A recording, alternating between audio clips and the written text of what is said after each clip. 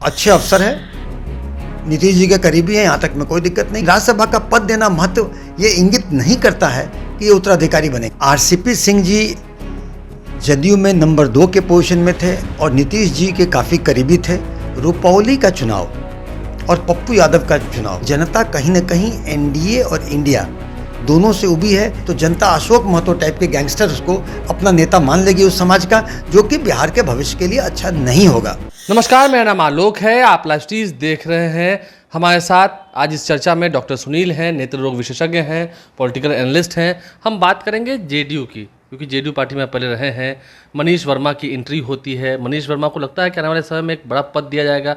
मतलब बड़ा पद तो उन्हें मिल चुका है, राष्ट्रीय महासचिव बने हैं, लेकिन सांसद बनाने की बात होती है, राज्यसभा भेजने की बात होती है। और आगे उनका क्या रोल होने वाला है जेडीयू के भीतर?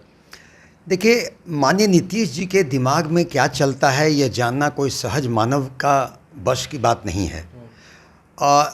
मनीष वर्मा जी आए हैं, ऑफिसर, रिटायर्ड आईएएस अफसर हैं, नीतीश जी के करीबी हैं, लेकिन उनके लिए क्या रोल नीतीश जी ने सोचा है ये तो उन्हीं के दिमाग में होगा। और वैसे जनता के बीच में और संगठन, जो जदयू संगठन पर उनका कोई ऐसा एक्सपीरियंस नहीं है अभी तक।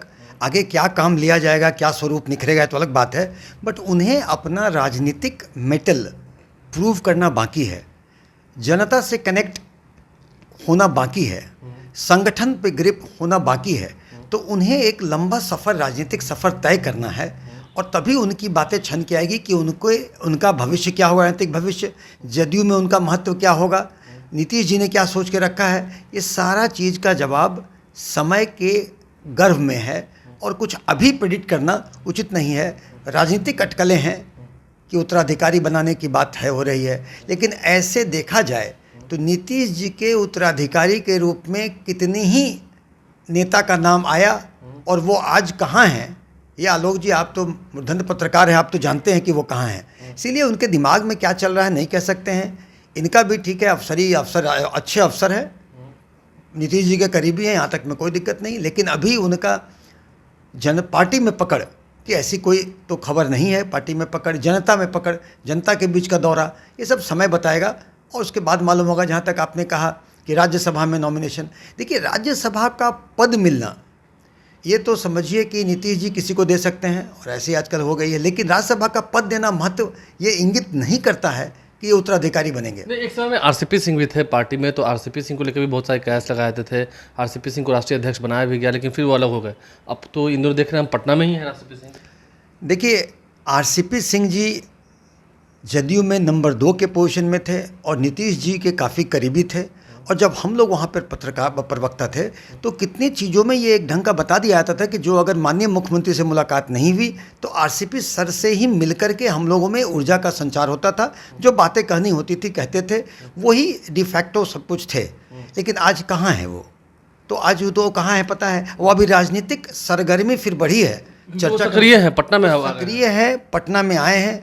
उनके दिमाग में संभवतः जो बातें छन के आ रही हैं कि वो अपने लिए एक राजनीतिक एक्टिविटी बढ़ाएंगे। उसके दौरे की बात की हैं, वो हो सकता है कोई पार्टी खोलने का दिमाग में, उनके दिमाग में क्या चल रहा है नहीं कह सकते हैं, लेकिन राजनीतिक सरगर्मी उनकी बढ़ी है। और वो एक आईएएस अफसर हैं, पढ़े लिखे व्यक्ति हैं, संगठन काफ़ी दिन तक चलाए हैं, जनता के बीच में कनेक्ट है, दौरा करते हैं, उनको पॉलिटिकल एक्सपीरियंस भी है। और आज के दौर में बिहार में, जबकि हमें लगता है संभवतः 2 चीज़ें, देखिए रुपौली का चुनाव और पप्पू यादव का चुनाव, ये 2 चीज़ इंगित करता है कि जनता कहीं न कहीं एनडीए और इंडिया दोनों से उभी है, तीसरी विकल्प के तलाश में है। तो हो सकता है कि आरसीपी सिंह सर के दिमाग में तीसरा विकल्प खोजने की बात हो। नीति तो वो उनके दिमाग में क्या चल रहा है वो जाने, लेकिन देखिए उनको एक्सपीरियंस, वो हमेशा बिहार के केंद्रित और बिहार के विकास की बात करते हैं। और आज के दिनों में अगर देखेंगे तो जिस जाति और जिस समाज से आते हैं उस समाज का नेतृत्व अभी माननीय मुख्यमंत्री जी के पास है, लेकिन लोग समझ रहे हैं कि वो समय के साथ वो नेतृत्व कुछ दिन बाद एक सेकेंड लाइन ऑफ लीडरशिप होना है।